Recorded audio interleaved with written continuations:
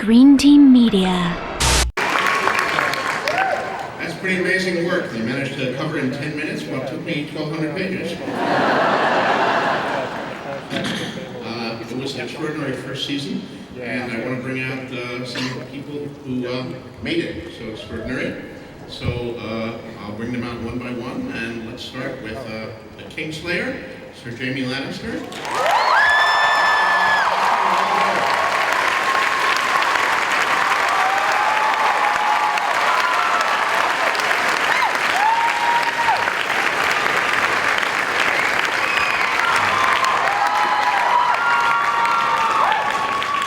Next we have Jon Snow.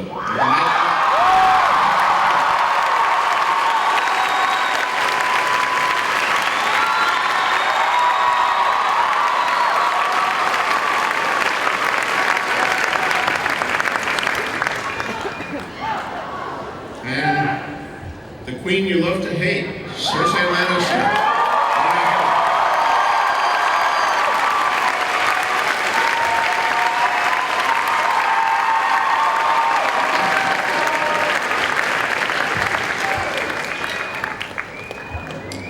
And the imp.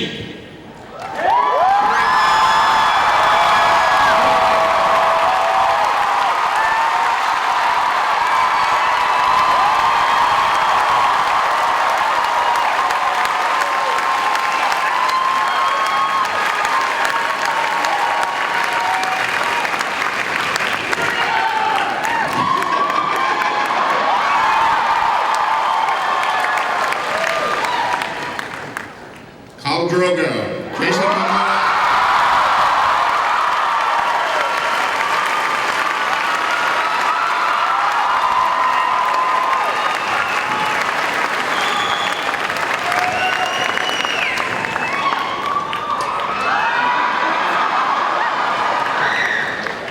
Queen Daenerys Stormborn.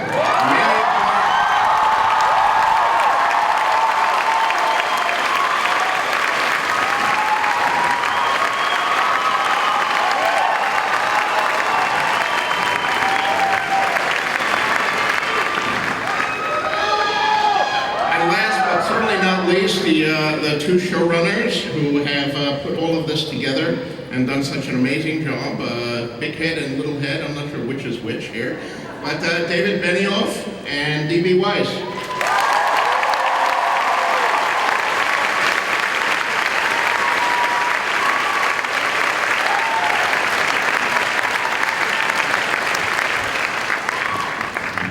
So I have some questions for the crew here that I will be tossing to them one by one.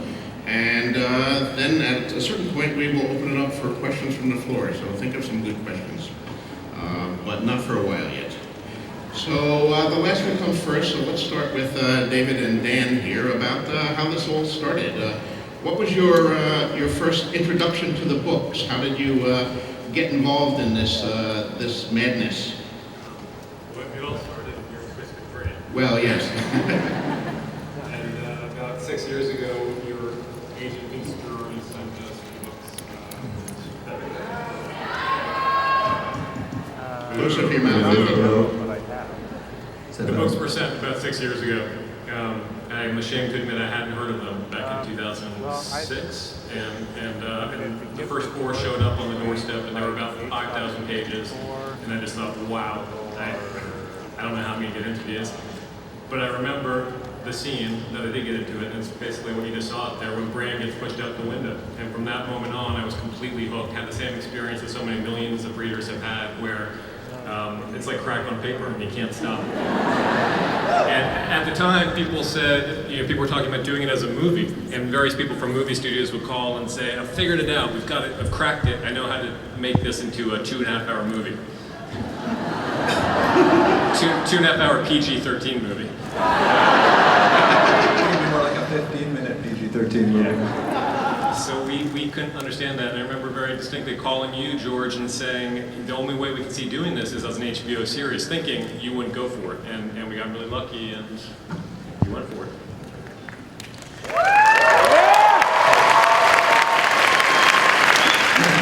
I think we're all very happy, and I think you folks are going to be very happy too that we did go that way.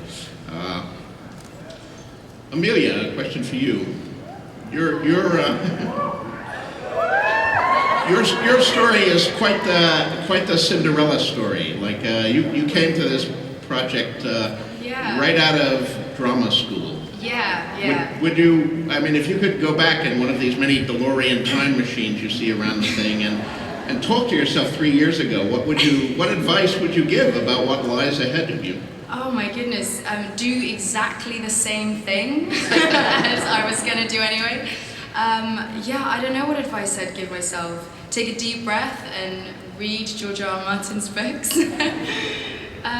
Yeah, it's been incredible. It's been an absolute... Does drama school really prepare you for something like this? No.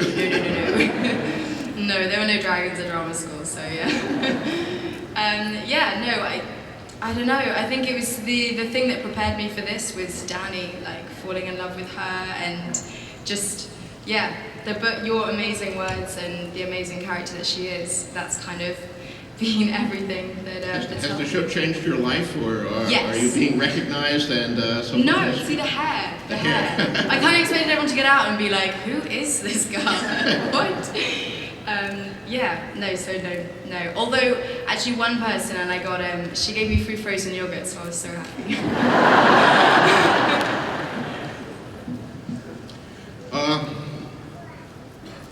Lena, one for you. You played a hero in the Saracana Chronicles. And now you're playing a character that many of these people hate. How is that different for you? How do you prepare for that as an actress? Which do you prefer? Well, it's kind of fun to be able to play a character who isn't trying to be morally good. So it's kind of fun, you know what I mean? I'm not playing to please anybody, but I have to say, people come out and say, I hate you. It's kind of horrible. I thought I could handle it. Do you like Cersei? I love her. I think she's misunderstood. She loves her children. She loves her children. That's right. Extremely misheard. Nikolai. And this is your first Comic-Con, you just told me. Now, First time. you've started in New Amsterdam, and you started in virtuality, and now in this. Are you a secret science fiction fantasy geek? It's not a secret, no. I'm a fan. Yeah. No? I have to say thank you for coming. It's a ridiculous experience. I can't feel my feet. I don't know why. Ow! I know as an actor, over the years you've probably gotten many good reviews and many bad reviews, as usually comes, but did anything in your past prepare you for the intense internet discussion of your nose?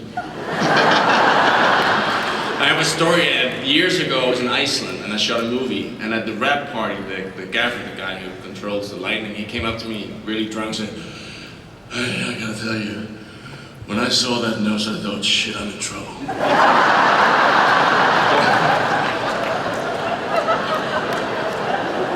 But I'm sitting here now.